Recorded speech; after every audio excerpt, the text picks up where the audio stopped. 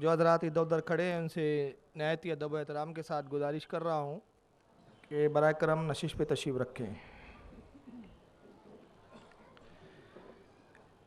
اعوذ باللہ من الشیطان الرجیم، بسم اللہ الرحمن الرحیم۔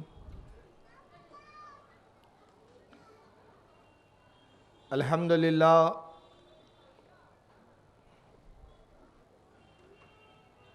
الحمدللہ الذی فضل علی سیدنا و مولانا محمد صلی اللہ علیہ وسلم علی العالمین جميعا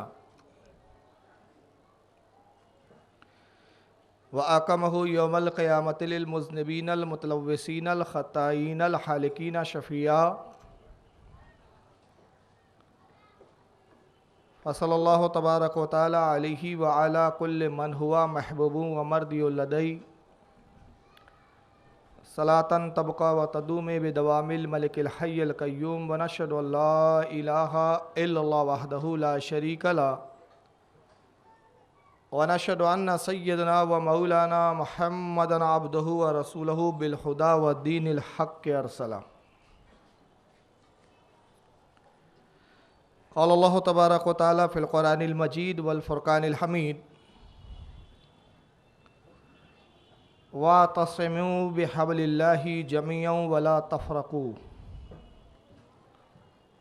صدق اللہ العظیم، صدق صادق المصدوق علیہ الصلاۃ والتسلیم۔ ان اللہ وملائکتہ یصلون علی النبی یا ایھا الذین آمنوا صلوا علیہ وسلموا تسلیما۔ اللہم صلی علی سیدنا مولانا محمد جد الحسن والحسین وعلی آلہ واصحابہ واہل بیتہ وذریاتہ وبارک وسلم۔ صلاۃ والسلام علیک یا رسول اللہ صلی اللہ تعالی علیہ وسلم۔ کیا بات رضا اس چمنستان کرم کی، کیا بات رضا اس چمنستان کرم کی، زہرا ہے کلی جس میں تو حسین و حسن پھول، زہرا ہے کلی جس میں تو حسین و حسن پھول۔ بڑا ممنون و مشکور ہوں آپ تمام حضرات کا کہ وقت کی پابندی کے ساتھ انتہائی دلچسپی کے ساتھ دور دراز سے آپ تشریف یہاں لاتے ہیں، دلچسپی سے سنتے بھی ہیں۔ آپ کا وقت کی پابندی کے ساتھ یہاں آنا اور اہل بیت اطہار کے فضائلوں کو بغور سماعت فرمانا اس بات کی غمازی کرتا ہے کہ الحمدللہ ہم عاشق رسول بھی ہے اور عاشقان اہل بیت بھی ہے، اور ہمارے ذکر امام علی مقام سننے کے لیے جمع ہونے کا مقصد اس کے سوا کچھ نہیں ہے کہ ہم اس امید پر یہ جمع ہوتے ہیں یہاں اور اس امید پر یہ اجتماع کرتے ہیں کہ یا رسول اللہ، اگر یہ ہمارا آپ کے اولادوں کے ذکر کے لیے جمع ہونا آپ کی بارگاہ میں اگر قبول ہو گیا ہے، اور یقیناً امید ہے کہ قبول ہوگا، تو قیامت کے دن بھی اسی طرح اجتماعی شکل میں ہم اہل بیت اطہار کے پیچھے پیچھے جنت میں بھی جائیں گے۔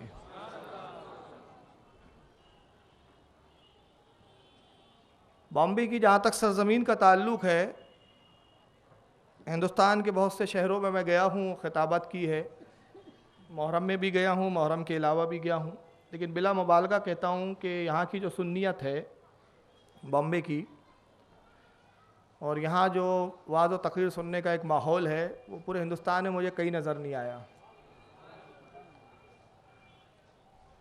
اور بغیر کسی مبالغے کے میں یہ بھی عرض کرنا چاہتا ہوں کہ محرم الحرام میں جو ماحول اہل سنت والجماعت کا میں نے یہاں بامبے میں دیکھا، یہ پورے ہندوستان میں کہیں بھی نہیں ہے۔ گزشتہ سال بھی میں محرم میں یہیں تھا، کرلا میں میرا 11 روزہ خطاب ہوا تھا، پھر بشتی محلے میں بھی 2 روز بولا میں، تو پورا بامبے تو گھوما نہیں، لیکن جتنا تھوڑا بہت اس وقت ساتھیوں کے ساتھ میں گھوما تو اندازہ لگایا کہ اتنے اسٹیج سجتے ہیں، اتنے مسندیں بچھائی جاتی ہے ذکر حسین کے لیے کہ اس کو شمار کرنا بھی مشکل ہے۔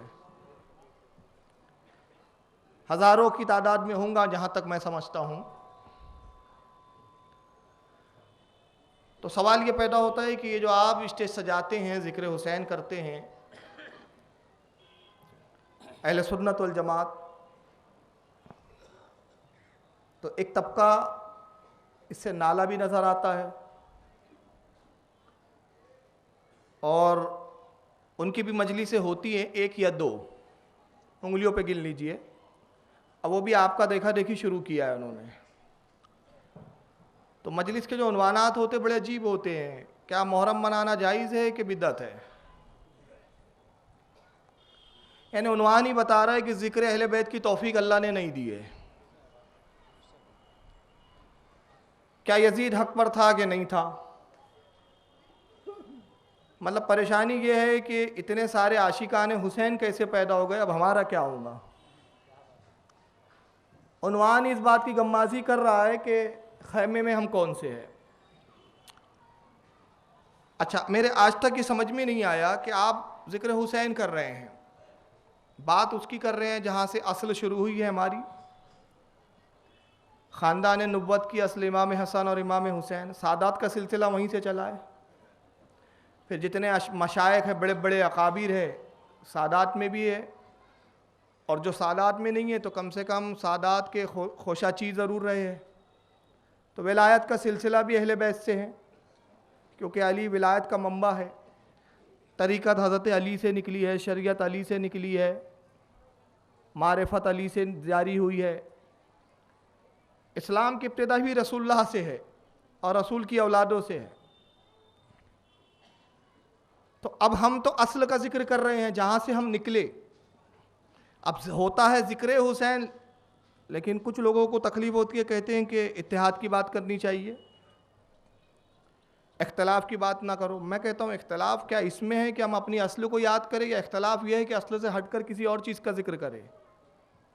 اختلاف کس میں ہے؟ پہلے اختلاف کو بھی تو سمجھنا پڑے گا نا۔ ایک پروپیگنڈا کیا گیا ہے کہ اختلاف کی باتیں نہ کی جائے، اختلاف کو عام نہ کیا جائے، اتحاد کی بات کیا جائے۔ تو گویا محسوس یہ ہوتا ہے اس جملے میں کہ جتنی جماعتیں ہیں وہ سب اتحاد چاہتی ہے، صرف واحد اہل سنت بریلوی مکتب فکر ایک ایسا ہے جو بہت ہی خطرناک خوکار لوگوں کا ہے، بالکل گوار جاہل ہے اس فرقے میں، یہ کبھی اتحاد کی بات ہی نہیں کرتے، ایسا ظاہر کیا جاتا ہے یہ بتا کر۔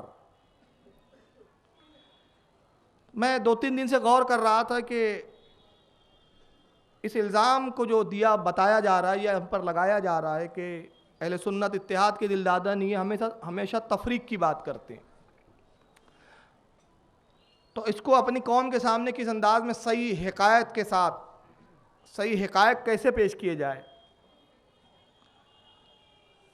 تو میں نے کہا اس کا جواب تو قرآن و حدیث کی روشنی میں صحیح دیا جا سکتا ہے، بجائے اس کے کہ میں اپنی کچھ تمہیدی جملے کہوں، یا اپنے قیاسات بتاؤں، یا اپنی آراء بتاؤں، یا اپنے خیالات کا اظہار کروں۔ قرآن و حدیث جتنی بہترین ترجمانی کریں گے میں نہیں کر سکتا۔ تو قرآن کریم ہمیں بتاتا ہے پارہ نمبر 4 کے اندر، سورہ آل عمران آیت 103 میں اللہ تعالیٰ پارہ نمبر 4 سورہ آل عمران آیت 103 میں ارشاد فرماتا ہے وَاعْتَصِمُوا بِحَبْلِ اللَّهِ، اور تم سب اللہ کی رسی کو، جمیعا تم سب مل کر اللہ کی رسی کو تھام لو، پکڑ لو۔ یہ اللہ کا حکم ہے، اللہ کہتا ہے وَاعْتَصِمُوا بِحَبْلِ اللَّهِ جَمِيعًا، اے لوگو تم سب مل کر اللہ کی رسی کو مضبوطی سے تھام لو، وَلَا تَفَرَّقُوا، اور فرقوں میں مت بٹو، آپس میں اختلاف کر کے گروہ میں مت ہو جاؤ۔ تو قرآن عظیم نے یہاں گروہ ہونے سے ہمیں منع کیا اور بتایا کہ جو اختلاف کرتا ہے وہ بدترین انسان ہے، جو گروہ ہوتا ہے در حقیقت وہ اللہ کی رسی کو چھوڑ دیتا ہے، اور جو اللہ کی رسی کو پکڑے ہوئے ہیں وہ گروہ سے ہٹتا نہیں ہے، اصل سے دور نہیں ہوتا، اصل کو چھوڑتا نہیں ہے، اپنی اصل سے جڑا رہتا ہے۔ تو ارشاد ہو رہا ہے کہ اللہ کی رسی کو تھامو، بکھرو مت۔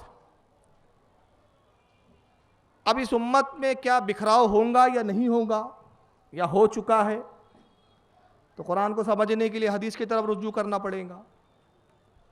کیونکہ احادیث رسول جتنی بہترین تفسیر قرآن کی کر سکتی ہے کوئی مفسر اور ہم نہیں کر سکتے. جتنی بہترین قرآن کی تفسیر صاحب قرآن خود بیان کریں گا ہم نہیں بیان کر سکتے. یہ تو واضح ہے. جس پر قرآن اترا وہی سب سے بہتر قرآن سمجھا سکتا ہے. تو آئیے اللہ کے رسول کی طرف رجوع کرے کہ اللہ کے رسول قرآن نے تو ہمیں حکم دیا وَاعْتَصِمُوا بِحَبْلِ اللَّهِ جَمِيعًا وَلَا تَفَرَّقُوا کہ اے لوگو اللہ کی رسی کو تم سب مل کر تھام لو، فرقوں میں نہ بٹو. تو اے اللہ کے رسول یہ بتائیے کیا امت فرقوں میں بٹیں گی کہ نہیں بٹیں گی؟ پھر بٹیں گی تو اس میں کون سا گروہ ہوگا جو اللہ کی رسی کو تھامنے والا ہوگا؟ اب ہم نے اس آیت کی تفسیر کے لیے سمجھنے کے لیے رسول اللہ کی طرف رجوع کیا تو اللہ کے رسول کی ہمیں ایک حدیث ملی. اور پھر یہ ایک ایسی حدیث ہے جس پر میں اکثر کہا کرتا ہوں کہ یہ دنیا کی واحد ایسی حدیث ہے. کتب حدیث میں بہت سی حدیثیں وہ ہے جس کو ہم صحیح کہتے ہیں دوسرے نہیں کہتے. اگر کسی ایک حدیث پر بالفرض غیر مقلدین بھی اتفاق کر لیں، دیوبندی بھی اتفاق کر لے، بریلوی بھی اتفاق کر لے کہ حدیث صحیح ہے، مگر پھر ایک تیسرا اور گروہ ہے جو اس حدیث کو صحیح نہیں مانے گا، اہل تشیع حضرات. پھر بھوری حضرات بھی ہے ہمارے یہاں، قادیانی بھی ہے، بہت سارے فرقے موجود ہیں آج. مگر میں بڑی ذمہ داری سے کہہ رہا ہوں کہ یہ ایک ایسی واحد حدیث ہے دنیا کی جو تمام مکتب فکر کی کتابوں میں نقل ہے. جتنی وہ حدیث کی وہ کتابیں مانتے ہیں. اہل تشریح حضرات کیا سیاستہ نام کی کوئی کتاب نہیں ہے، پہلے آپ یاد سمجھ لیں اس چیز کو. بخاری، مسلم، ابو داؤد، ترمذی، نسائی، ابن ماجہ یہ ہماری کتابیں ہیں. اہل تشریح حضرات، شیعہ حضرات اس کو نہیں مانتے. ان کے کون سی کتابیں ہیں؟ ان کے قرآن کے بعد سب سے افضل نہج البلاغہ جو منسوب کی انہوں نے حضرت علی کی طرف. بخاری مسلم کو نہیں مانتے. اصول کافی، من لا يدر الفقی، تہذیب الاثار، الاستبصار، یہ ہے شیعوں کی کتب. اس کو مانتے معتبر. آپ کی بخاری مسلم کی طرف وہ رجوع بھی نہیں کرتے. مگر راجب ہے کہ اصول کافی میں بھی حدیث ملیں گی. من لا يدر الفقی جو ان کی کتاب ہے اس میں بھی حدیث ملیں گی. ملا باقر مجلسی جو ان کے بہت بڑے عالم ہیں تشیع حضرات کے، ان کی جلاء العیون میں بھی حدیث ملیں گی، حیات القلوب میں بھی حدیث ملیں گی. یہی حال قادیانیوں کا بھی ہے. یہ ایسی ایک حدیث ہے، الغرض زیادہ میں اس کو لمبا نہ کروں، کہ جس پر کسی کا اختلاف نہیں. حدیث پاک کیا ہے؟ حدیث پاک یہ ہے کہ اللہ کے نبی فرماتے ہیں کہ اے لوگو ان کانا قوم بنی اسرائیل تفرقت علی سنتین و سبعین ملتا. اے لوگو قوم بنی اسرائیل 72 فرقوں میں بٹے، آپس میں اختلاف کر کے وہ 72 حصوں میں بٹ گئے. وَأُمَّتِي تَفْتَرِقُ عَلَى 30 و 70 ملتا، اور میری امت اختلاف کر کے 73 فرقوں میں بٹیں گی. یعنی قرآن کا تو حکم ہے کہ اللہ کی رسی کو تھامو، اللہ کی رسی کو چھوڑو مت، مگر اس حکم کے باوجود آنے والی نسلیں اس حکم کی پوری طرح پاسداری نہیں رکھیں گی، اس حکم پر پوری نہیں اتریں گی، فرقوں میں بٹیں گی. اور کتنا بٹیں گی؟ کہ نبی نے فرمایا کہ وہ تو 72 میں بٹے بنی اسرائیل، یہ 73 میں بٹیں گے، ایک زیادہ. کلہم فی النار، سب کے سب جہنم میں جائیں گے. الا ملتن واحدہ، سوائے ایک جماعت کے. قالوا من ہی یا رسول اللہ، صحابہ نے عرض کیا اللہ کے رسول یہ بتائیے جنتی فرقے کی نشانی کیا ہوں گی، جنتی فرقے کی پہچان کیا ہوں گی؟ ارشاد فرمایا ما انا علیہ و اصحابی، جو میرے اور تمہارے یعنی صحابہ کے عقیدے پر قائم ہوں گا. یہ ہے نشانی.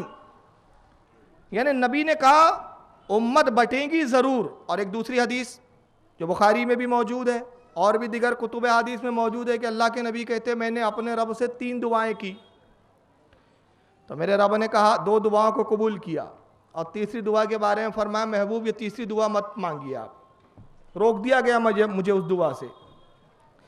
کہا محبوب یہ دعا مت آپ میری بارگاہ میں عرض کیجئے. پہلی دعا کیا تھی؟ اللہ کے رسول کہتے ہیں کہ پہلی دعا میں نے یہ مانگی رب کائنات مجھے شفاعت کا اذن دے، اختیار دے کہ میں اپنے گناہگار امتیوں کی شفاعت کروں. اللہ نے فرمایا محبوب اذن دیا، آپ جس کو چاہیں گے بخشش کروائیں گے، میں بخش دوں گا. جس کے دل میں رائی کے برابر بھی اگر ایمان ہوگا آپ اس کی سفارش کریں گے، میں آپ کی سفارش قبول کروں گا، بخش دوں گا.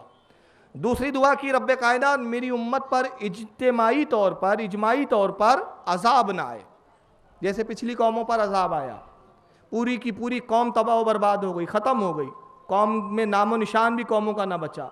मेरी उम्मत ऐसी तबाह ना हो। अल्लाह ने फरमाया महबूब ये भी कबूल।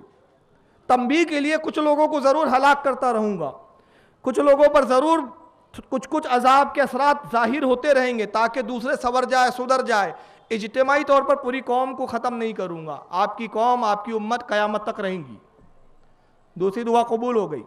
सरकार कहते मैंने तीसरी दुआ की, परवरदिगार मेरी उम्मत में इख्तिलाफ ना हो, मेरी उम्मत में इख्तिलाफ ना हो। तो अल्लाह ने फरमाया महबूब बस ये मत दुआ मांगिए, आपकी उम्मत में इख्तिलाफ का होना मुकद्दर हो चुका है। इख्तिलाफ तो होगा ही, ऐ महबूब आप ये मत दुआ कीजिए, मुकद्दर हो गया, लिख दिया गया है, लौह महफूज पर यह तहरीर किया जा चुका कि उम्मत मोहम्मदिया में इख्तिलाफ होगा। फिर कितना होगा? तो 73 फिरकों में बटेंगी। अब मैं बड़ी जिम्मेदारी से अर्ज करता हूं, उन हजरात से मुतालबा करता हूं कि जो कहते हैं नहीं हम तो इत्तेहाद करवा कर रहेंगे, हम तो सबको जोड़ कर चलेंगे, हम तो सबको मिला के चलेंगे। मैं कहता हूं कि तुम्हारा काम नहीं है मिलाना, जब नबी नहीं मिला सकते तो तुम कैसे मिला सकते हो? जब खुदा कह रहा है कि मैं खुद मिलने दूंगा नहीं, महबूब दुआ मत कीजिए, तो नबी की बात तो पत्थर की लकीर है, तो क्या तुम नबी के कहे हुए को झूठा साबित कर सकते हो? रुए जमीन की पूरी ताकतें जमा हो जाए तो नबी के कहे हुए को झूठा नहीं किया जा सकता। अब जिम्मेदारी क्या है? जिम्मेदारी सिर्फ यह है कि हमें अपनी असल से हटना नहीं है। और असल क्या है, मैं इसकी एक मिसाल समझाता हूं और फिर हदीस की तशरीह करूंगा, तो मिसाल बड़ी आसानी से जहन में आएंगी। मिसाल के तौर पे एक हमारे बुजुर्ग है, मेरे वालिद गिरामी हैं, मेरे वालिद के 4 लड़के, चारों लड़कों को वालिद साहब ने यकसा तालीम दी, एक साथ दस्तरखान पे खिलाते हैं। ऐसा नहीं है कि मुझे बिरयानी खिलाई तो मेरे भाई को दाल चावल ही खिलाया, सबको एक जैसा, सबके साथ एक जैसा सुलूक वालिद का। जितने अच्छे कपड़े मुझे पहनाए गए मेरे भाइयों को भी पहनाए गए, जितना ख्याल मेरा रखा गया मेरे भाइयों का भी रखा गया, जितने अच्छे लिबास मुझे दिए गए मेरे भाइयों को भी दिए गए। गर्ज के मेरे वालिद ने इंसाफ कायम रखा घर में, और इंसाफ के साथ मेरे 4 भाइयों के साथ मुझ समेत बराबर इंसाफ फरमाते रहे। हम बड़े हुए, वालिद ने सबकी यकसा परवरिश की, चारों भाई काम और धंधे से लग गए, चारों कमाने लगे। लेकिन अचानक जब मेरी शादी हुई, दूसरे भाइयों की भी शादी हुई, मेरी बीवी ने कुछ बहकाया मुझे। मिसाल दे रहा हूँ, ऐसा हुआ नहीं है मेरे यहाँ, मैं इकलौता लड़का हूँ अपना लेकिन एक मिसाल दे रहा हूँ। हाँ, अल्लाह का करम है, मैं इकलौता हूँ तो मैं मिसाल दे रहा हूँ। या आप वो आदमी का तस्वुर अच्छे से कर सकता है जिसके 4 या 5 बेटे हैं। अब मेरी बीवी ने मुझे बहकाया, ये क्या इतने कचाड़ खाने में रह रहे हो, कितने हुजूम में हम रह रहे हैं, सुकून नहीं है ज़िंदगी में, सुकून मैसर नहीं है। हम अलहदा एक फ़्लैट ख़रीद लेते हैं, एक मकान ख़रीद लेते हैं। मैंने बगैर किसी सबब के सिर्फ अपनी नई बीवी के बहकावे में आकर अपनी माँ को भी छोड़ा, बाप को भी छोड़ा। बताइए गद्दार मैं हुआ कि मेरे वो 3 भाई हुए जो अपने बाप को और माँ को नहीं छोड़ा है? जिन्होंने, आपसे पूछ रहा हूँ, बताइए कौन गद्दार है? कौन अपने माँ बाप की खिदमतों का सिला पेश नहीं कर रहा है? कौन है वो फर्द कि माँ बाप ने जिस पर एहसान किया, मगर वो आज जबकि वो इस मंजिल में रहे हैं कि उन पर एहसान किया जाए, बजाय इसके कि उन पर एहसान करता, उनकी देखभाल करता, उनको छोड़कर रेलेदा हो गया। गद्दार कौन है? निकला कौन है? हटा कौन है? तो हटने वाला मैं हुआ, गद्दार मैं हुआ। तो मालूम हुआ कि जो हटता है वो गद्दार होता है, वो असल को छोड़ता है। तो अब आइए आप इस तरफ कि रसूल ने कहा 73 फिरके होंगे। पहले फातिया भी थी, पहले न्याज भी थी, उर्स भी था, चादर भी थी, मज़ारे भी थी, गुम्बद भी थी। अब तुम आए, चादर शिर्क, मदार शिर्क, फातिहा शिर्क, ये बिदत वो बिदत। तुमने असल से हटा, इनराफ किया, फिरके से निकले, अहले सुन्नत को छोड़ा, इस अहले सुन्नत के घर से बाप से गद्दारी करके अलग हुए, एक अलग फ्लैट बनाया, एक अलग मकान बनाया, और उस मकान पे तख्ती लगाई अहले हदीस, उस मकान पे तख्ती लगाई देवबंद। तो असल से तुम हटे कि हम हटे? गद्दार हम हैं कि तुम? फिरका हम हुए कि तुम हुए? अगर हम फिरका हुए तो बताओ गरीब नवाज पहले आए कि तुम पहले आए हो? गुम्मत पहले था गरीब नवाज का कि अब हमने बनाया है? तो ये हमारे गुम्मत बता रहे हैं कि हमारी असल क्या थी। हमारी मज़ारों की सलामती बता रही है कि हमारी असल क्या थी। और मज़ारों पे बम रखकर, बमों पे ढाकर, मज़ारों को ढाके तुमने बताया कि तुम असल से हट गए हो। तुम अपने आशियाने को अपने हाथों तबाह कर रहे हो। तुम गद्दार हो तुम। तो नबी ने कहा तफरीक मत करो, बटो मत। तो बटना किसे कहेंगे? जो असल से हटेगा। नबी ने कहा असल पर वो रहेगा जो मेरे और मेरे सहाबा के अकीदे पर रहेगा। तो सहाबा है हमारे बाप, तो जो बाप के नजरिए पर है कायम, वो अपनी असल से जुड़ा हुआ है। और जो बाप का गद्दार हो गया, जो सहाबा का गद्दार हो गया, उसने फिरका बनाया और वो अपनी असल से हटकर गुमराह हो गया। और नबी ने ये भी तो कहा है ना, हदीस के जुमले क्या है देखिए। नबी ने फरमाया व तफ्तरेकु उम्मती अला सलासीना व सबईना मिल्लता, मेरी उम्मत 73 फिरके हो जाएंगी। हुई नहीं है। जिस वक्त नबी कह रहे थे उस वक्त 73 नहीं हुए थे, क्योंकि नबी की मौजूदगी में मजाल नहीं कि फिरका बनाया जाए। नबी फिरका बनने दे ही नहीं सकते, क्योंकि तालीम का मंबा, तालीम की असल रसूलुल्लाह की ज़ात है। जो भी इख्तलाफ होगा रसूल की बारगाह में पेश किया जाएगा, रसूल उसको हल कर देंगे। तो रसूल के ज़माने में फिरका नहीं हुआ, मगर रसूल से पहले फिरका हुआ। तो कौन था? वो बनी इसराइल थे जो फिरकों में बटे। गौर करें, जो बनी इसराइल थे जो फिरकों में बटे, नबी के ज़माने में नहीं बटे। नबी ने कहा मेरे बाद बटेंगे, मेरे बाद बटेंगे। एक खबर बाद की दी, एक खबर पहले वाली दी, एक खबर पहले की है, एक खबर बाद की है, और हाल की भी खबर है कि अभी बटे नहीं। तो नबी वो होता है जो माजी की भी खबर देता है, नबी वो होता है जो हाल भी जानता है, नबी वो होता है जो मुस्तकबिल भी जानता है। तो ये है इल्मे गैब। अब बताओ पूरी जमात में, पूरे फिरकों में कौन सा फिरका है जो अपने नबी के इल्मे गैब का कायल? सिवाय हमारे कौन है? तो मालूम हुआ कि हम असल से नहीं हटे। और कुरान ने कहा कि हटो मत। तब हम कुरान से पूछते हैं, कुरान तू कहता है कि अल्लाह की रस्सी को थामो। अब मैं आ रहा हूं असल की तरफ, तो ये भी तो बता परवरदिगार तेरी रस्सी क्या है? वातसिमू बिहब्लिल्लाह, अल्लाह की रस्सी को थाम लो जमिया, सब मिलकर। तो अल्लाह की रस्सी तो आसमान से लटक नहीं रही है कि सब जाएं और पकड़ लें। भाई है क्या? सबने तर्जमा यही किया, सबने तर्जमा, चाहे मौलाना अशरफ अली थानवी का तर्जमा उठाएं, चाहे मौलाना गंगोई का उठाएं, चाहे आला हज़रत फाजिल बरेलवी रदी अल्लाह तआला अन्हु का उठाएं, किसी का भी उठाएं, सबका तर्जमा अल्लाह की रस्सी को थामो, अल्लाह की रस्सी को थामो। ठीक है, अल्लाह की रस्सी को थामो। सवाल यह पैदा होता है अल्लाह की रस्सी है कहाँ कि जिसको थामे? ये भी तो एक बड़ा समस्या है ना कि भाई थामो, ठीक है रब्बे कायनात तेरा हुक्म है, तामील कैसे हो? कौन सी रस्सी है, कहाँ है, कहाँ लटक रही है, किस जगह है? रस्सी तो बता, रस्सी पता चलेंगी तो जाके थामेंगे ना। तो आइए मैं बताता हूँ रस्सी कहाँ है। काला जाफरिन सादिक रदी अल्लाह ताला, हज़रत इमाम जाफर सादिक रदी अल्लाह ताला अन्हु फरमाते हैं नहानो हब्लिल्लाहिल्लज़ी क़ाल अल्लाहु फी, ऐ लोगो अल्लाह ने जो कुरान में कहा अल्लाह की रस्सी को थामो, वो अल्लाह की रस्सी हम अहले बैत है। हम वो है, वो अहले बैत, अल्लाह की रस्सी। तो जिसने हमें थाम लिया उसने अल्लाह की रस्सी को थामा, और जिसने अल्लाह की रस्सी को थामा वो ग्रोह में नहीं बटा। तो जो अहले बैत का जिक्र कर रहे हैं मालूम हुआ रस्सी को थामे हुए, और जो यजीद की तारीफ के लिए जल से ले रहे हैं मालूम हुआ रस्सी इन्होंने छोड़ दी है।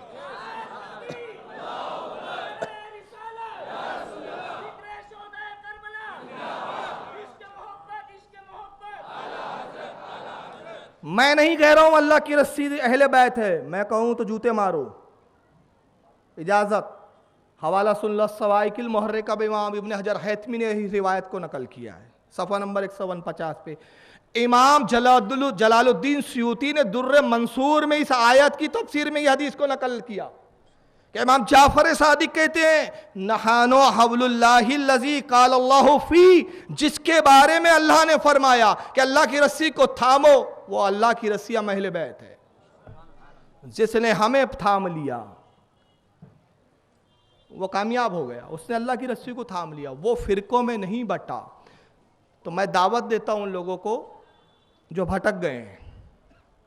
بڑی ہمدردی ہے مجھے ان لوگوں سے جو چند لوگوں کی عربی سن کے گمراہ ہو گئے. قول رسول اللہ کا, ارے وہ کالا کالا نہیں کر رہا, اس کا دل ہی کالا ہے. آپ کنفیوز ہے, آپ کو عربی نہیں آتی, بیوقوف بنا رہا ہے. وہ حدیث نہیں ہے جو بتا رہا ہے. وہ اگر وہ سچا ہوتا تو ہم سے مناظرہ کرتا. جو سچا ہوتا ہے وہ مناظروں سے نہیں ڈرتا, جو مناظروں سے وہی بھاگتا ہے جو دھوکے باز ہوتا ہے. تو وہ قوم کو سناتا ہے, عجیب بات ہے, وہ رکشے والے کو سناتا ہے, آپ کے رکشے میں ٹیکسی ہے, ٹیکسی والوں کو سناتا ہے اللہ تعالیٰ نے فرمایا, اللہ کے رسول کہتے ہیں.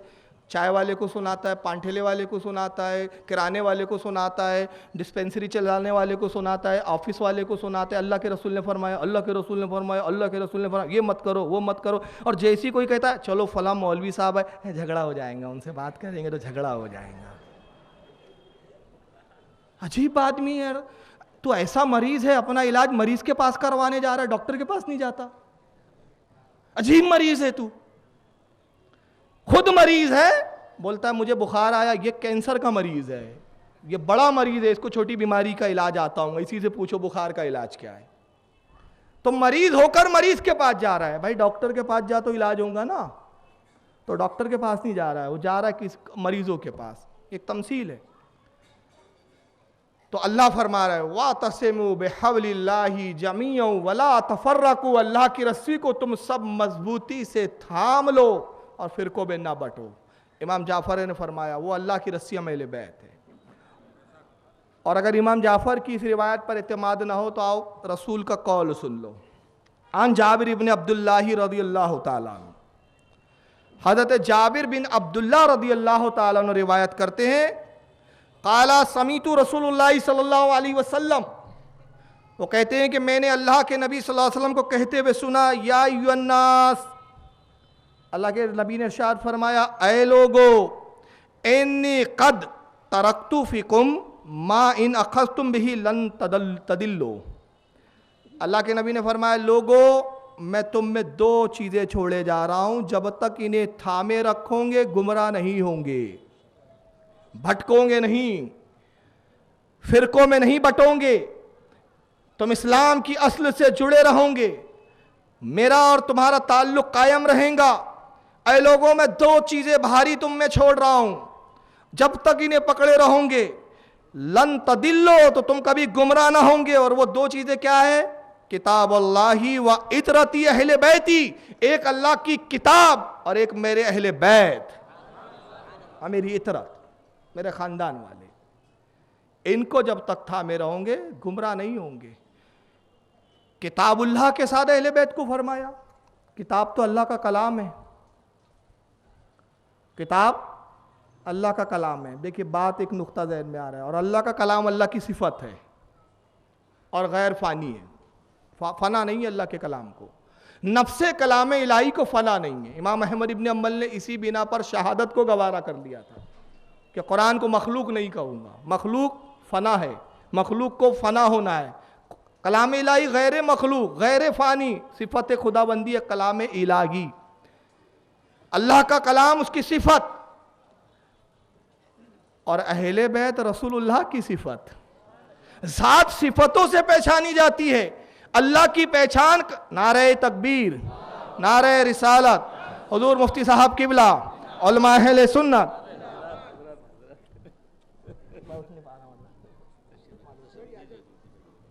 کرسی لگائیے حضرت کے لیے, اس طرف کرسی لائیے بھائی, اس طرف آئیے, تشریف رکھیں آپ. جی اللہ کرم ہے, آپ کی دعائیں حضور.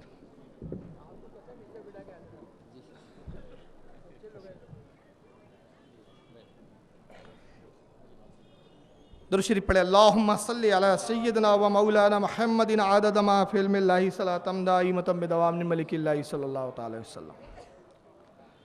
حضرت جابر کی حدیث پہ ہم بات کر رہے ہیں. حضرت جابر رضی اللہ تعالیٰ عنہ فرماتے ہیں کہ اللہ کے رسول نے ارشاد فرمایا میں تم میں دو چیزیں چھوڑ رہا ہوں, جب تک انہیں تھامے رہوں گے گمراہ نہیں ہوں گے. ایک اللہ کی کتاب اور دوسری میرے اہل بیت. اور میں نے عرض کیا کہ قرآن اللہ کی صفت ہے،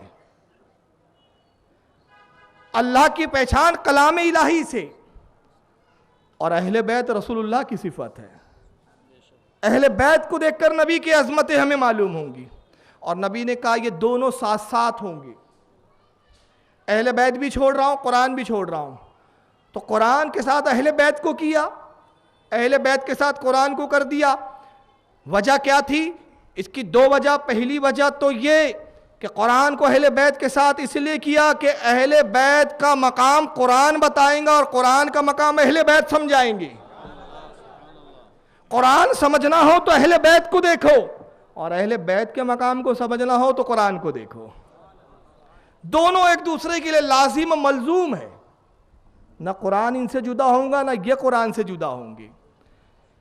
اور نبی نے ایک حدیث، دوسری حدیث میں فرمایا ہے یہ کبھی جدا نہیں ہوں گے یہاں تک کہ حوض کوثر پر مجھ سے ملاقات کریں، یہ ساتھ ساتھ آئیں گے حوض کوثر پر مجھ سے ملاقات کے لیے، تو قیامت تک یہ جدا نہ ہوں گے۔ تو قرآن کو اہل بیت نہیں چھوڑنے والے اور اہل بیت کو قرآن نہیں چھوڑنے والا، تو اب جس نے اس میں سے ایک کو تو لے لیا، قرآن لے لیا، اہل بیت کو چھوڑ دیا، تو جس کو چھوڑا تو قرآن اس سے راضی کب ہوں گا؟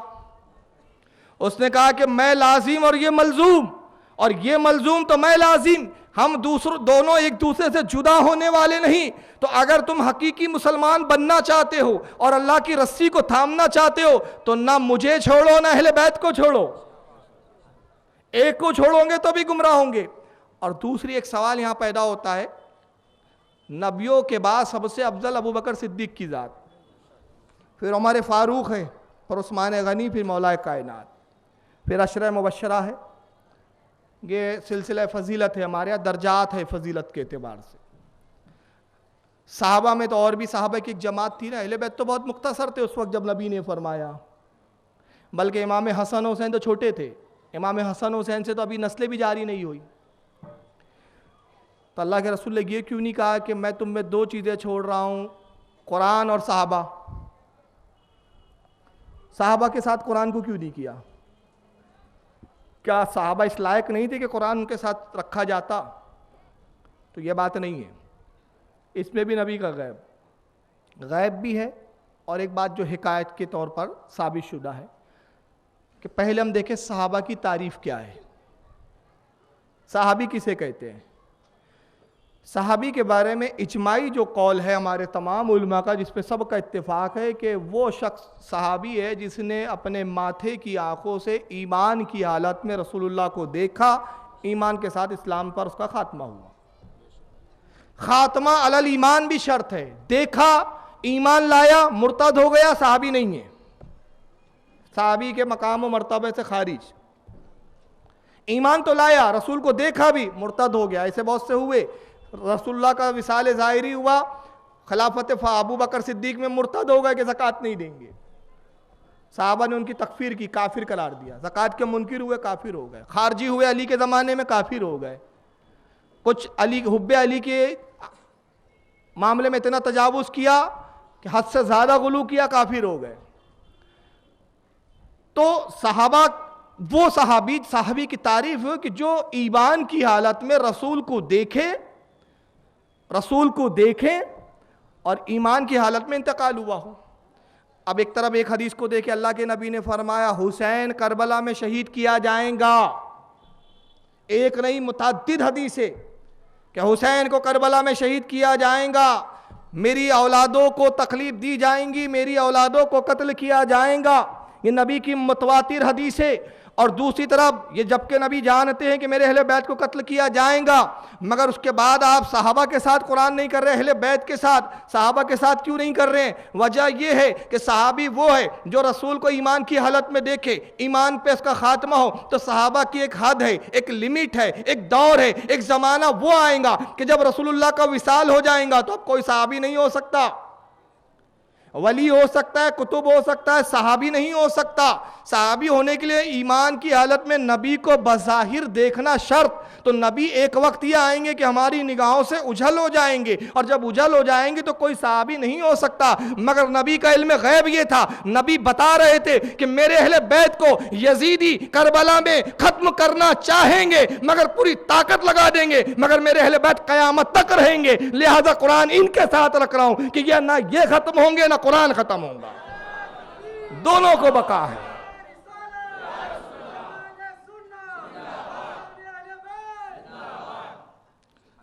دونوں ساتھ میں ہیں,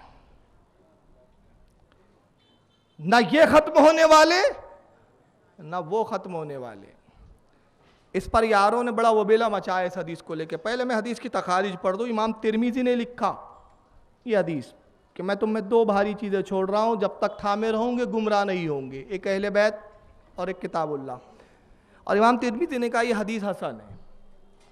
اب یہاں پر ایک بڑی عجیب بات بتاؤں گا, پہلے حوالے سن لے. جلد نمبر 5 ہے, صفحہ 262, باب مناقب اہل بیت النبی صلی اللہ علیہ وسلم, حدیث نمبر 3786. حدیث کا نمبر بھی دیکھیں کتنا پیارا ہے, 3786. فرمایا یہ حدیث حسن ہے. امام طبرانی نے الاوسط کے اندر, معجم الاوسط کے اندر, جلد 5 صفحہ 190, حدیث نمبر 4757. اور حکیم ترمذی نے, امام حکیم ترمذی نے نوادر الاصول کے اندر جلد نمبر 1 صفحہ 258, اور امام علامہ ابن کثیر نے تفسیر قرآن کے اندر جلد نمبر 4 صفحہ 114 پہ نقل کیا. اب یہ حدیث ہے حسن. مسلم میں ایک صحیح حدیث آئی ہے, اور اصطلاح حدیث کے اندر میں ایک بات بتا دوں کہ صحیح کا درجہ حسن سے زیادہ ہوتا ہے. ضعیف اور صحیح کے درمیان حسن اور بھی ہے, صحیح لذات ہی, صحیح لغیر ہی, وہ قسموں میں ابھی میں اتنی تفصیلات میں نہیں جا رہا ہوں. حسن کا درجہ صحیح سے کم ہوتا ہے, صحیح کا درجہ بڑا ہوتا ہے. تو یار لوگوں نے کہا کہ بھائی صحیح حدیث مسلم میں یہ آئی ہے کہ اللہ کے نبی نے فرمایا انی ترکتو فیکم الثقلین, میں تم میں دو وزنی چیزیں چھوڑ رہا ہوں. اولو کتاب اللہ, پہلی کتاب اللہ کی کتاب, و سنتی, اور دوسری میری سنت. انہوں نے کہا یہ حدیث صحیح ہے. اور امام ترمذی نے جو لکھا اس کا درجہ بخاری سے بھی کم ہے, مسلم سے کم ہے, مسلم کے بعد ہے ترمذی, بیچ میں پھر ابو داؤد بھی ہے. تو ترمذی کی یہ حدیث حسن ہے اور مسلم کی حدیث صحیح ہے. تو صحیح کا درجہ زیادہ ہے, لہٰذا اس حدیث پر زیادہ عمل کرنا چاہیے بنسبت اس کے کہ اہل بیت اہل بیت اہل بیت اہل بیت جو یہ بریلویوں نے, اہل سنت نے رٹ لگا رکھی ہے, پورا دار و مدار اہل بیت پہ ڈال رکھا ہے. صحیح حدیث تو یہ ہے کہ میں تم میں دو چیزیں چھوڑ رہا ہوں, اللہ کی کتاب اور سنت رسول. یہ صحیح حدیث. اور ترمذی کی جو حدیث, دو چیزیں چھوڑ رہا ہوں, ایک اللہ کی کتاب, اہل بیت. تو پہلی چیز تو ہے کامن, اور کامن کیا ہے اس میں؟ اللہ کی کتاب. اب مسئلہ ہے دوسری چیز کا. تو دوسری چیز کا کیا ہے کہ ایک حدیث میں ہے کتاب, اللہ کی کتاب کے ساتھ سنت, رسول کی سنت, اور دوسری حدیث میں اہل بیت. تو میں نے کہا چلو ٹھیک ہے یار, تم کو اہل بیت سے اگر چڑی ہے اور وہ حدیث تمہیں ہضم نہیں ہو رہی ہے باوجود حسن ہونے کے, تو چلو اس حدیث پر میرا بھی ایمان. جس حدیث میں ہے کہ میری سنت پر عمل کرنا, میری سنت کو مت چھوڑنا. میں دو چیزیں چھوڑ رہا ہوں, ایک اللہ کی کتاب اور ایک اپنی سنت. تو میں نے کہا کتاب تو دونوں حدیث میں کامن ہے, اس پر اختلاف نہیں. اب اختلاف ہے کہ کس بات پر, کہ تم کہتے ہو یہ حدیث پہ زیادہ عمل ہونا چاہیے, یہ زیادہ بہتر حدیث ہے کہ میں سنت چھوڑ رہا ہوں, اور اہل سنت نے پکڑا اہل بیت. میں کہتا ہوں بس اس پہ اختلاف ہے, تو آئیے رسول سے ہی پوچھے, اللہ کے رسول آپ کی سنت کیا ہے کہ جس کو ہم تھامیں؟ اللہ کے نبی آپ کی سنت کیا ہے؟ تو نبی فرمائیں گے میری سنت یہ ہے کہ حسین سے محبت کرنا, یہ میری سنت ہے, فاطمہ سے محبت کرنا. تو میں نے کہا اگر وہ بھی حدیث لو تو تب بھی اہل بیت خارج نہیں. اہل بیت کو تھامنا ہی پڑے گا, اور نہیں تھاموں گے تو نتیجہ کیا ہوگا؟ اللہ کی رسی ہاتھ سے نکل جائیں گی. اور نکل گئی, یزید کی رسی پکڑ لیا. آئیے ایک اور حدیث سنیں, یہ بھی بڑی پیاری حدیث ہے. عن ابن عباس رضی اللہ تعالیٰ عنہما, حضرت عبداللہ ابن عباس رضی اللہ تعالیٰ عنہ روایت کرتے ہیں, قال قال رسول اللہ صلی اللہ علیہ وسلم, کہتے ہیں کہ اللہ کے رسول صلی اللہ تعالی وسلم نے ارشاد فرمایا مثل اہل بیتی مثل سفینۃ نوح علیہ السلام. کہتے ہیں اللہ کے رسول فرماتے ہیں کہ میرے اہل بیت کی مثال سفینہ نوح کی طرح ہے, کشتی نوح کی طرح ہے. من رقیبہ فیہا نجا, جو اس میں سوار ہوا اس نے نجات پائی. ومن تخلف عنہا غرق, اور جو اس انحراف کیا جس نے اس کشتی میں بیٹھنے سے وہ ہلاک ہو گیا, تباہ ہو گیا. پہلے حضرت نوح کی کشتی کا تصور کرنا پڑے گا, تب اس حدیث کی افادیت ہمیں زیادہ بہتر سمجھ میں آئیں گی. اس حدیث کو امام طبرانی نے معجم الکبیر جلد نمبر 12 صفحہ 34 حدیث نمبر 2388 پر لکھا ہے, اور امام حاکم نے المستدرک کے اندر جلد نمبر 3 صفحہ 163 حدیث نمبر 4720 پر لکھا. امام دائلمی نے مسند الفردوس جلد نمبر 1 صفحہ 238 حدیث نمبر 9016, اور امام حیثمی نے مجمع الزوائد میں جلد نمبر 9 صفحہ 168 پہ لکھا. کشتی نوح کیا ہے؟ حضرت نوح علیہ السلام نے 950 سال تک اپنی قوم کو سمجھایا, میری قوم اللہ کی عبادت کرو, میری قوم اللہ کی عبادت کرو. قوم نہیں مانی, تکلیفیں دیا, نوح علیہ السلام کو زرقوب کیا, مارا پیٹا, ہلاک کرنے کی کوششیں کی. حضرت نوح جب عاجز آ گئے اس قوم سے, دعائے ہلاکت فرمائی رب کی بارگاہ میں, مولا اس قوم کو ہلاک فرما. اللہ نے ارشاد فرمایا کشتی تیار کرو. روئے زمین کی یہ سب سے پہلی کشتی ہے جو حضرت نوح علیہ السلام نے بنائی ہے. اس سے پہلے کشتی کا تصور ہی نہیں ہے دنیا میں. معلوم ہوا کہ نبی کو اللہ نے وہ علم دیا کہ جو کسی کو نہیں عطا کیا گیا ہے. نبی ہر چیز کا موجود ہوتا ہے, ہر علم کی اصل نبی سے ہے. تو حضرت اللہ نے حکم دیا کشتی بناؤ, حضرت نوح علیہ السلام کشتی بنا رہے ہیں. اس پر بھی ایک فضیلت بتاتا چلوں گا, بات آ گئی ہے ذہن میں. تو کفار آتے, مشرکین آتے, اے نوح کیا کر رہے ہو؟ کہا میں ایک ایسا مکان تعمیر کر رہا ہوں جو پانی پر چلے گا. تو مذاق اڑاتے, کبھی انہوں نے زندگی میں کشتی دیکھی ہی نہیں تھی. کہا ایسا بھی کوئی مکان بن سکتا ہے جو پانی پہ چلے؟ نوح تم مجنون ہو گئے ہو, پاگل ہو گئے ہو, معاذ اللہ. حضرت نوح بے پرواہ ہو کے کشتی بناتے رہے. کتنے سال لگے کشتی کو؟ مختلف روایت, کم تر روایت ہے کہ 2 سال. 2 سال لگے. مگر ہوتا کیا تھا؟ تفسیر روح البیان میں حضرت علامہ امام اسماعیل حقی رحمۃ اللہ علیہ نقل کرتے ہیں کہ حضرت نوح کشتی بناتے, درختوں کے پڑپے بناتے, لکڑیاں کاٹی جاتی, اور جب وہ تختوں کو جوڑتے, یہاں سے شروع کرتے, تختے جوڑتے جوڑتے جوڑتے, کشتی جب کچھ مہینوں کے بعد وہاں تک پہنچتی تو یہ لکڑی کے تختے سڑ جاتے, دیمک چڑھ جاتی, دیمک کھا جاتی. پھر واپس آتے, پھر ان تختوں کو نکالتے, دیمک والوں کو دوسرے تختے لگائے جاتے کہ اب یہ تو تختے کمزور ہیں, پانی میں گل جائیں گے, سڑ جائیں گے, کشتی ڈوب جائیں گی. مگر اس کی مرمت کا کام چل رہا ہوتا تو ادھر کے تختوں کو کھا جاتی دیمک. یہ کئی عرصہ تک یہی معاملہ چلتا رہا. حضرت نوح پریشان ہو گئے, عرض کیا رب کائنات میں تیرے حکم پہ کشتی بناتا ہوں اور حال یہ ہے کہ لکڑے سڑ جاتے ہیں, تختے گل جاتے ہیں, دیمک چڑھ جاتی ہے.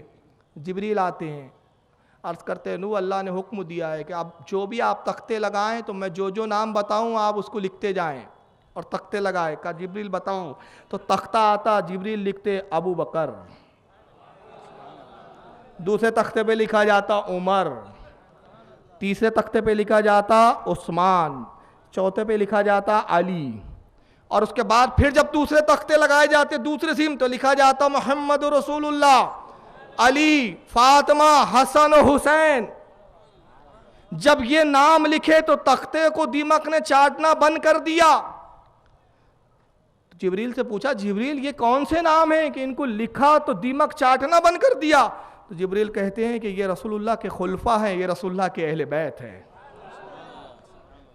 یہ آخری نبی کے اہل بیت ہے, یہ ان کے خلفاء. دیکھیں ادھر بھی پنجتن, ادھر بھی پنجتن.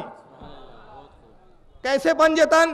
نبی کی ذات ادھر بھی کامن, نبی کریم, ابو بکر, عمر, عثمان, علی, یہ 5, یہ ہوئے پنجتن. اور ادھر آ جائے تو رسول اللہ, علی, فاطمہ, حسن, حسین, ادھر بھی پنجتن. تو اہل سنت ہوا ادھر جائیں بھی تو پنجتن, ادھر آئیں بھی تو پنجتن.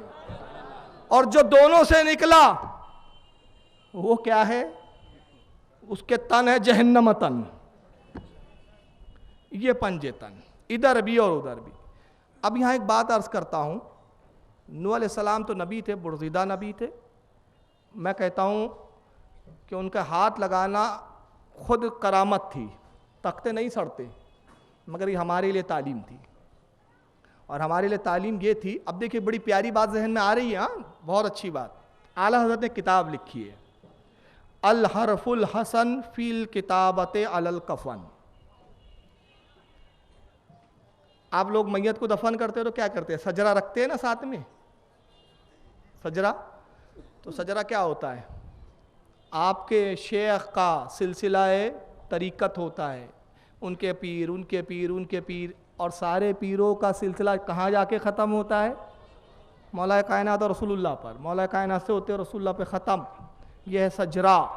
اس کو رکھ دیتے ہیں آپ قبر میں. تو کیوں رکھ دیتے ہیں؟ اس لیے رکھ دیتے ہیں کہ جن لکڑے کے تختوں پر پنجتن کے نام لکھ دیے جائیں وہ سڑنے سے پاک ہو جاتے ہیں. تو اگر ہمارے جسم کے ساتھ نبی کے اولیاء آ جائیں، رسول اللہ کی امت کے اولیاء کے نام آ جائیں، اہل بیت نبوت کے نام آ جائے، تو انشاءاللہ امید ہے کہ ہمارا جسم جہنم میں جانے سے بچ جائے گا، جہنم کی سڑن سے بچ جائے گا. تو نبی یہ ہے نوح علیہ السلام کی کشتی. اب کشتی تیار ہوئی. اللہ نے فرمایا جتنے ایمان والے سب کو لے لو اے نوح. تو جناب نوح علیہ السلام نے لیا. بعض روایت ہے کہ 87 تھے ایمان والے، بعض میں ہے کہ 83 تھے. 80 اور 90 کے درمیان اختلاف ہے. میں ایک راؤنڈ فگر لیتا ہوں. 87 ایمان والے. عذاب آیا، سب غرق ہو گئے، ڈوب گئے. اور اتنا شدید عذاب تھا کہ علماء نے اور مفسرین نے لکھا کہ روئے زمین کا ایسا کوئی چپا نہیں تھا جہاں پانی نہ ہو. جہاں ہم بیٹھے یہاں بھی پانی، جہاں آپ بیٹھے وہاں بھی پانی. روئے زمین کا ایسا کوئی حصہ نہیں. زمین بھی پانی اگلتی تھی، آسمان سے بھی پانی برستا تھا. صرف سلامت تھا پورے روئے زمین پر تو کون؟ نوح علیہ السلام کی کشتی. اور وہ اللہ کے حکم سے سمندر کی لہروں پر جاری تھی، پانی کی لہروں پر چلتی تھی، اور وہ چلتی رہی. اس میں 83 یا 87 مسلمان. اب یہی واحد مسلمان تھے. اب جب طوفان تھما، یہ جب کشتی سے اترے، انہی سے نسلیں نکلی، انہی سے اولاد آدم پھیلی. اس لیے نوح علیہ السلام کو آدم ثانی کہا جاتا ہے، دوسرے آدم. تو اللہ کے نبی نے اپنے اہل بیت کی مثال کشتی نوح کی دی کہ جو کشتی نوح میں سوار ہو گیا تھا وہ بچ گیا، اور جس نے کشتی نوح سے انکار کیا. اب یہاں ایک جملہ سنیں. انکار کرنے والوں میں نوح علیہ السلام کا بیٹا بھی تھا، بیٹا تھا، بیوی تھی. اور قرآن میں اس کا ذکر ہے. نوح نے کہا میرے بیٹے کشتی میں آ جا. کہا میں اونچی چٹان پر چلا جاؤں گا، بچ جاؤں گا. پانی وہاں بھی گیا، آخر میں غرق ہو گیا، ڈوب گیا، فنا ہو گیا. تو نوح کا بیٹا بھی بچ نہ سکا. کیوں؟ کشتی نوح میں سوار نہ ہوا. اور نبی نے اپنے اہل بیت کی مثال کشتی نوح سے دے کر بتایا کہ اہل بیت ہوئے تم فضیلت میں کتنے ہی ہو، کتنا ہی اعلیٰ نسب ہو، کتنے ہی اونچے خاندان کے ہو، مگر میرے اہل بیت کی کشتی میں نہیں آؤں گے تو تم بھی ہلاک ہو جاؤں گے. تمہارا نسب کام نہیں دیں گا، تمہارا علم کام نہیں دیں گا، تمہاری فضیلت کام نہیں دیں گی. جب نوح کے بیٹے کو نوح کی فضیلت نے کام نہ دیا، اگر اس نے کشتی میں بیٹھنے سے انکار کر دیا تو تم کتنے ہی اعلیٰ درجے کے کیوں نہ ہو جاؤ، اگر کشتی اہل بیت میں سوار ہونے سے انکار کرو گے فنا ہو جاؤ گے. تو نبی نے اس لیے کہا جو اس میں بیٹھ گیا اہل بیت کی کشتی میں اس نے ہدایت پا لی، بچ گیا. فمن نجا، اس نے نجات پائی. فیہا نجا، اس نے نجات پا لی. اور جس نے ومن تخلفا، جس نے اس سے اختلاف کیا، تخلف کیا، انکار کیا، بیٹھنے سے دوری اختیار کی، تباہ و برباد ہو گیا. اب یہ ایک کشتی، لیکن ہم اہل سنت والجماعت اعتدال والا مذہب ہے. نہ ہم غلو کرتے ہیں، نہ ہم کسی کی تذلیل و تنقیص کرتے ہیں. ہم اعتدال والے ہیں، اور اعتدال ہی والے حق پر ہیں. تو ہم نہ صحابہ میں پنجتن کو چھوڑتے ہیں، نہ ہم اہل بیت میں پنجتن کو چھوڑتے ہیں، دونوں کو لے کے چلتے ہیں. تو اب دوسری حدیث ہمیں رہنمائی کرتی ہے کہ نہ ان پنجتنوں کو چھوڑو نہ ان پنجتنوں کو چھوڑو. وہ حدیث کیا ہے؟ ان عمر ابن خطاب رضی اللہ تعالیٰ. حضرت عمر ابن خطاب کہتے قال سمعت رسول اللہ صلی اللہ علیہ وسلم. حضرت عمر ابن خطاب امیر المومنین فرماتے رضی اللہ تعالیٰ عنہ کہ میں نے اللہ کے نبی صلی اللہ علیہ وسلم کو کہتے ہوئے سنا، یقول کہ اللہ کے نبی نے ارشاد فرمایا اصحابی کان نجومی فبأیہم اقتدیتم اہتدیتم. میرے صحابہ ستاروں کی مانند ہے. میرے صحابہ نجوم ستاروں کی طرح ہے، ان میں سے تم جس کی پیروی کرو گے ہدایت پالو گے، جس کی پیروی کرو گے۔ ایک بات عرض کر دیتا ہوں یہاں پر، کچھ لوگ کہتے ہیں 4 مذہب کیسے حق پر ہو سکتے ہیں؟ بھائی شافعی، مالکی، حنبلی، حنفی، حق تو ایک ہی ہوگا، 4 خانوں میں بٹ گئے۔ یہاں 4 پہ تمہیں تعجب ہو رہا ہے، نبی کہہ رہے ہیں میرے صحابہ میں سے جس کی بھی پیروی کرو گے ہدایت پالوں گے، اور صحابہ کتنے؟ ہزاروں، تو وہاں ہزاروں طریقے ہیں، ہزاروں مذہب ہے صحابہ کے، کسی بھی مذہب کے کسی بھی صحابی کے مذہب پر چلو گے ہدایت پالوں گے۔ اور اپنے صحابی کے تعلق سے جو نبی نے مثال دی، پہلے تخارج بھی سن لیں تاکہ یہ حدیث کی میں مطلب تخارج بھی بیان کر دوں کن کن لوگوں نے لکھا۔ امام بہقی نے سنن القبریٰ کے اندر جلد نمبر 1 صفحہ 162 حدیث نمبر 152، امام دائلمی نے مسند الفردوس میں جلد 4 صفحہ 160 حدیث نمبر 6497، ابن قدامہ میں، امام ابن قدامہ حنبلی ہے یہ، انہوں نے المغنی جلد نمبر 3 میں، اور امام خطیب بغدادی نے الکفایہ جلد 1 صفحہ 48، امام ذہبی نے میزان الاعتدال جلد نمبر 1 صفحہ 142 پر، اور ابن کثیر نے، علامہ ابن کثیر نے تحفۃ الطالب جلد 1 صفحہ 451 پر، اور یہ مشکات کے اندر بھی حدیث موجود ہے جلد نمبر 3 حدیث نمبر 5762 کے تحت۔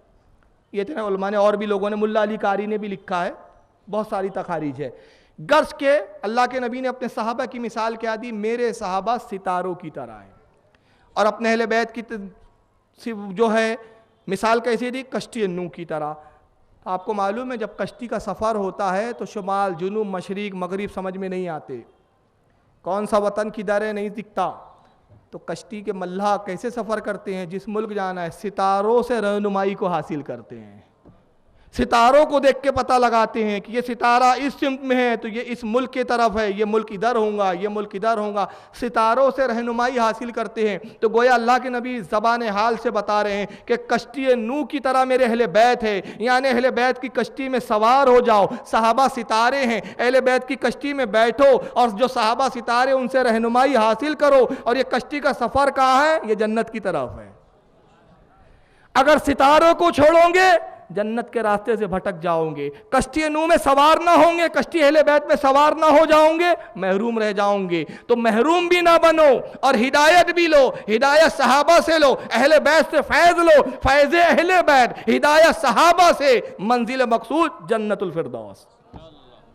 اور اسی کو اعلیٰ حضرت نے بڑے پیارے انداز میں حدیث کو سمیٹ دیا۔ یہی ہے اعلیٰ حضرت کا کمال، حدیثوں کو وہ نظم میں، منظوم انداز میں اس کو نظم کر دیتے ہیں۔ کہتے ہیں اہل سنت کا بیڑا پار ہے اصحاب حضور، اہل سنت کا بیڑا پار ہے اصحاب حضور، نجم ہے اور ناؤ ہے عطرت رسول اللہ کی صلی اللہ علیہ وسلم۔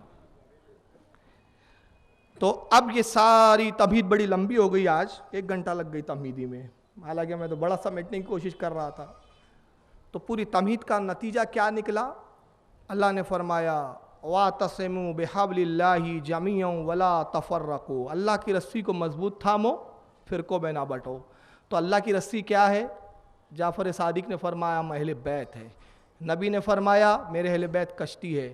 تو اب اہل بیت کو جس نے تھاما وہی حق پر ہے، اور الحمدللہ اہل سنت نہ صحابہ کو چھوڑتے ہیں نہ اہل بیت کو چھوڑتے ہیں۔ آئیے اہل بیت کو تھامنے کا ایک فائدہ کیا ہے، یہ بڑی پیاری حدیث ہے، میں اس کو سنا رہا ہوں، اس کے بعد پھر میں انشاءاللہ اصل مقصد کی طرف آؤں گا۔ یہ روایت ہے عبداللہ ابن مسعود سے، وانی ابن مسعود رضی اللہ تعالیٰ، عبداللہ ابن مسعود رضی اللہ تعالیٰ روایت کرتے ہیں، کہتے ہیں حب آل محمد یومن خیر من عبادتی سنات ومن مات علیہ دخل الجنہ۔ عبداللہ ابن مسعود کہتے ہیں کہ لوگوں، اہل بیت کی، آل محمد کی 1 دن کی محبت تمام سال کی عبادت سے بہتر ہے۔ اہل بیت کی 1 دن کی محبت تمام سال کی عبادت سے بہتر ہے۔ اس کو امام دائلمی نے مسند الفردوس جلد نمبر 2 صفحہ 142 حدیث نمبر 2721 پر لکھا۔ ان علی رضی اللہ تعالیٰ عنہ، حضرت علی روایت کرتے ہیں، قال قال رسول اللہ صلی اللہ علیہ وسلم، حضرت علی کہتے ہیں کہ اللہ کے رسول صلی اللہ تعالی وسلم نے مجھ سے ارشاد فرمایا، سرکار فرماتے انا اولا من یدخل الجنت انا وفاطمۃ والحسن والحسین. اللہ کے نبی نے فرمایا کہ اے علی سب سے پہلے جنت میں تو داخل ہوں گا، کیونکہ علی کے الفاظ ہے اس لیے علی نے کہا انا، یعنی میں داخل ہوں گا. اب میں اس کا ترجمہ یوں کر رہا ہوں کہ رسول اللہ نے فرمایا جنت میں سب سے پہلے جو داخل ہوں گے وہ اے علی تو ہوں گا، فاطمہ ہوں گی، حسن ہوں گے، حسین ہوں گے، اور میں تمہارے ساتھ ہوں گا. یعنی یہ پنجتن سب سے پہلے جنت کا دروازہ کھلوائیں گے. قل تو یا رسول اللہ فمحبون، اے علی آپ نے ہم گناہ گاروں کو بھی یاد رکھا، میرے ماں باپ آپ پر قربان. کیا عرض کیا حضرت علی نے؟ کہتے قل تو میں نے نبی سے عرض کیا یا رسول اللہ جب ہم چلے جائیں گے پانچوں کے پانچوں پنجتن جنت میں چلے جائیں گے، فمحبون تو ہمارے چاہنے والوں کا کیا ہوں گا؟ جو دنیا میں ہمارا ذکر کرتے تھے، ہر محرم الحرام میں 11 دن میرے حسین کا ذکر کرتے تھے، میرا ذکر کرتے تھے، اہل بیت کی فضائل کرتے تھے، جو ہماری محبتوں کے اظہار کرتے تھے، فمحبون، اے اللہ کے نبی ہمارے چاہنے والوں کا کیا ہوں گا؟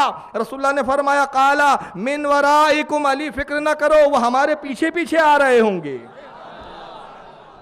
ہم آگے آگے ہوں گے وہ پیچھے پیچھے ہوں گے.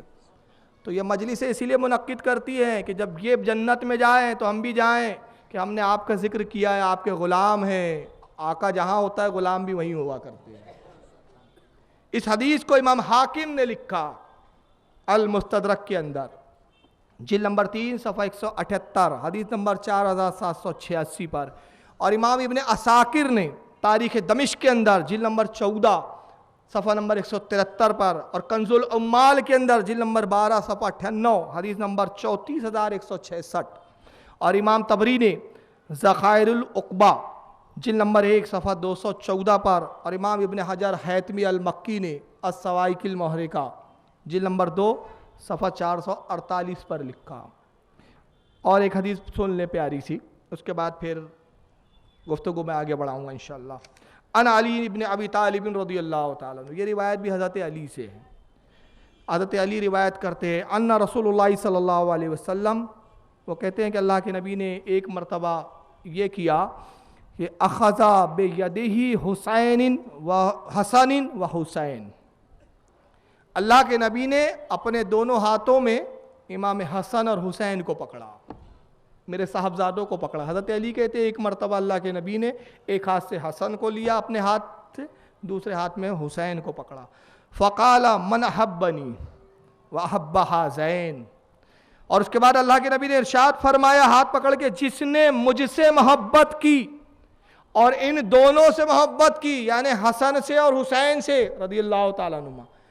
من احبنی، جس نے مجھ سے محبت کی، وحب ہذین، اور جس نے حسن و حسین سے محبت کی، واباہما واماہما، اور جس نے ان کے باپ سے محبت کی، ان کی ماں سے محبت کی، کانا معی فی درجاتی یوم القیامہ، وہ قیامت کے دن اسی درجے میں رہیں گا جس درجے میں ہم رہیں گے، اسی درجے میں وہ رہیں گا.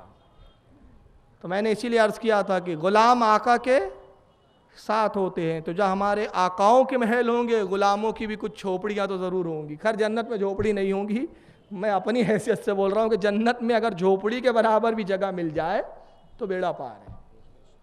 حالانکہ وہاں محل ہی ہوں گے، لیکن میں کیونکہ رسول کے مقابلے میں، قصر رسول اور اہل بیت رسول کے محلوں کے مقابلے میں ہمارے محل جھوپڑی تو ہوں گے، کیونکہ نبی جو اللہ ان کو جو دیں گا وہ ایسا دے گا کہ جو تصور میں نہیں ہے. اس حدیث کو امام ترمذی نے لکھا، جامع ترمذی میں سیاستہ کی کتاب ہے، جلد نمبر 5 صفحہ 641، حدیث نمبر 3733. امام احمد ابن حنبل نے مسند احمد میں جلد نمبر 1 صفحہ 77، حدیث نمبر 576، اور امام طبرانی نے معجم الکبیر کے اندر جلد نمبر 3 صفحہ 50، حدیث نمبر 2654 پر. اب آئے ایک حدیث سنیں، یہ وعید بھی ہے بشارتیں بھی ہے اس حدیث میں، یہ طویل حدیث ہے لیکن میں اس کے چند ہی جملے پڑھوں گا.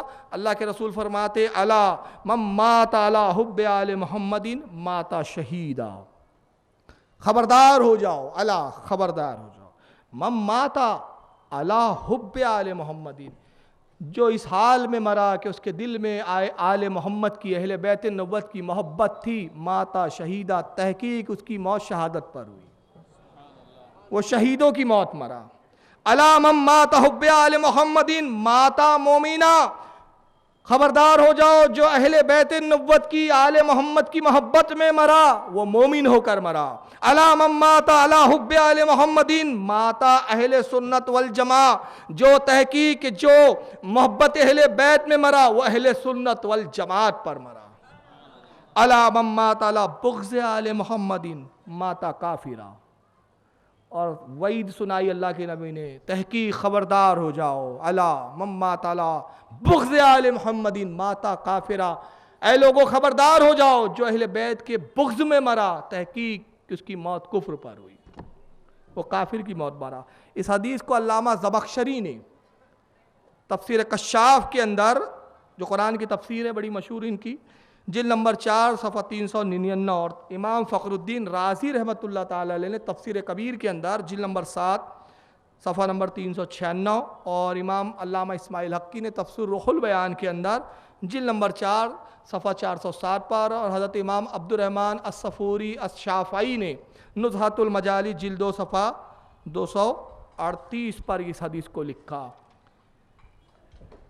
آئیے میں بتاتا چلوں، بہت ساری تمہیدیں ہو گئی، اب ہمیں ان چیزوں کی طرف رخ کرنا ہے کہ جو واقعات کربلا کا سبب بنے، اور جیسا کہ میرا وعدہ تھا کہ کل سے، یعنی کل کہا تھا میں نے کہ آج سے ہم واقعات کربلا کی طرف جائیں گے انشاءاللہ۔ تو پہلے میں 2 کتابوں کے حوالے سے بتا دوں، حالانکہ روایت ضعیف ہے لیکن اہل سنت کے علماء نے لکھا تو ضعیف روایتیں ایسے درجات میں، ایسے معاملات میں لے لی جاتی ہے۔ ایک کتاب کا نام ہے کنز الغرائب، اور ایک روضۃ الشہداء۔ یہ 2 کتابوں میں بیان ہوتا ہے کہ یزید کی امام حسین سے بغض کی وجہ کیا تھی۔ حالانکہ یزید نہ مقام و مرتبے میں امام علی مقام کے برابر تھا، نہ عمر میں تھا، نہ علم میں تھا، نہ نسب میں تھا۔ کسی بھی اعتبار سے اگر یزید کا موازنہ امام علی مقام سے کیا جائے تو امام حسین کے قدموں کی جوتی کی دھول جو نکلتی ہے اس کے بھی برابر نہیں تھا، کیونکہ کہاں یہ جنتیوں کے سردار اور وہ کہاں فاسی کو فاجر۔ مگر امیر معاویہ کو بیٹا تھا،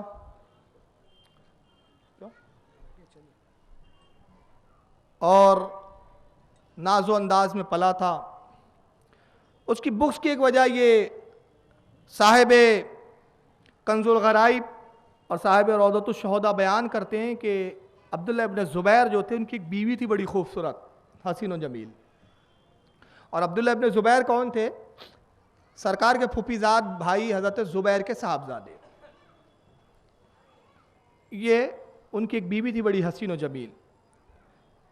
یزید کو ان کی بیوی کے بارے میں کسی نے بتایا کہ عبداللہ کی بیوی بڑی خوبصورت ہے، بڑی حسین ہے، عرب میں اس سے زیادہ کوئی حسین نہیں ہے اس وقت۔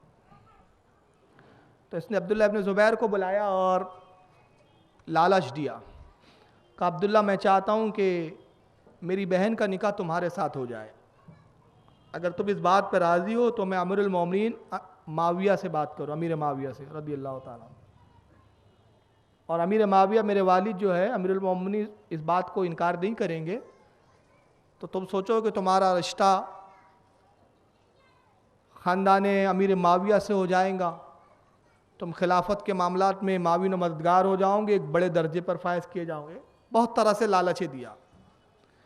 حضرت عبداللہ ان دنوں جوان تھے، خوبصورت تھے، تو انہوں نے جب یہ سنا تو اس کی لالچ اور بہکاوے میں آ گئے، کہا ٹھیک ہے اگر تم یہ چاہتے ہو کہ تمہاری بہن امیر معاویہ کی بیٹی میرے نکاح میں آئے تو مجھے کوئی حرج نہیں۔ کہا لیکن ایک شرط ہے، میں نے اپنی بہن سے تمہارے تعلق سے بات کی، میری بہن بھی تمہیں چاہتی ہے، مگر اس کی شرط ہے کہ میں سوتن کو پسند نہیں کرتی، اس لیے عبداللہ تمہیں چاہیے کہ تم اپنی بیوی کو طلاق دے دو۔ حضرت عبداللہ معاذ اللہ اس کے بہکاوے میں آئے اور بنا سوچے سمجھے اپنی بیوی کو طلاق دے دیا۔ جب کچھ عرصہ گزرا تو اس نے تو یہ بہانہ کر دیا کہ میں نے امیر معاویہ سے بات کی لیکن امیر المومنین تیار نہیں ہے، انتظار کرو، میں ان کو کوشش کر رہا ہوں سمجھانے کی، امیر معاویہ آج نہیں تو کل مان جائیں گے۔ یہ کہہ کے تو ان کو ٹال دیا عبداللہ کو، اور ادھر یہ کیا کہ حضرت ابو موسیٰ اشری کو بلایا اس نے، جو ایک ضعیف العمر اور قابل اعتماد اور ایک عزت دار صحابی تھے جن کی سب عزت کرتے تھے، بلا کے کہا کہ آپ جائیے اور عبداللہ کی جو طلاق شدہ بیوی ہے اس کو میرا پیغام نکاح دیجیے۔ حضرت ابو موسیٰ اشعری نکلے تو ان کا بھی ارادہ ہوگا کہ میں اپنا بھی پیغام دوں گا، ہو سکتا ہے منظور کر لے، تو پہلے میں اپنا پیغام دوں گا اور اس کے بعد پھر یزید کا پیغام دوں گا۔ راستے میں حضرت عبداللہ ابن عمر سے ملاقات ہو گئی، فاروق اعظم کے صاحبزادے سے۔ حضرت ابو موسیٰ اشعری سے سلام کلام ہوا، کہا ابو موسیٰ کہاں جا رہے ہو، کدھر کا یہ رخ ہے؟ کہا جانتے ہو میں کہاں جا رہا ہوں؟ عبداللہ ابن زبیر کی جو بیوی ہے متعلقہ جو طلاق شدہ ہے اس کو میں نکاح کا پیغام دینے جا رہا ہوں، یزید کا، اور میرا ارادہ ہے کہ میں بھی خود پیغام دوں، حالانکہ امید تو کم ہے، میں بوڑھا ہوں، ضعیف ہوں کہ میرے پیغام نکاح کو قبول کریں گی، لیکن پھر بھی میں دوں گا۔ تو حضرت عبداللہ ابن عمر کہتے ہیں کہ کیا عبداللہ نے اسے طلاق دے دی؟ کہا تمہیں نہیں معلوم، عرصہ ہو گیا، اب تو اس کی عدت بھی ختم ہو چکی ہے۔ تو کہا پھر ایسا کیجئے کہ آپ میرا بھی پیغام دے دیجئے گا، میرے لیے بھی ذکر کیجئے گا۔ کہا اچھا ٹھیک ہے، آپ کا بھی ذکر کر دیں گے۔ آگے بڑھے تو حضرت امام علی مقام امام حسین سے ملاقات ہو گئی رضی اللہ تعالی، سلام کلام ہوا، کہا ابو موسیٰ کہاں جا رہے ہو؟ ابو موسیٰ اشعری نے پوری داستان بیان کی، کہا یہ معاملہ ہے۔ تو حضرت امام علی مقام نے کہا کہ ایسا کرنا ہے ابو موسیٰ اشعری، ہمارا بھی پیغام اس کو دے دینا۔ کہا حضور پہلے سن لیجئے، سب سے پہلے تو میں اپنا پیغام دوں گا، پھر یزید کا دوں گا، پھر عبداللہ کا، اور آخر میں سب سے آخر میں آپ کا۔ کہاں جیسا تم چاہو مناسب سمجھو۔ حضرت ابو موسیٰ اشعری گئے، وہ خاتون پردے میں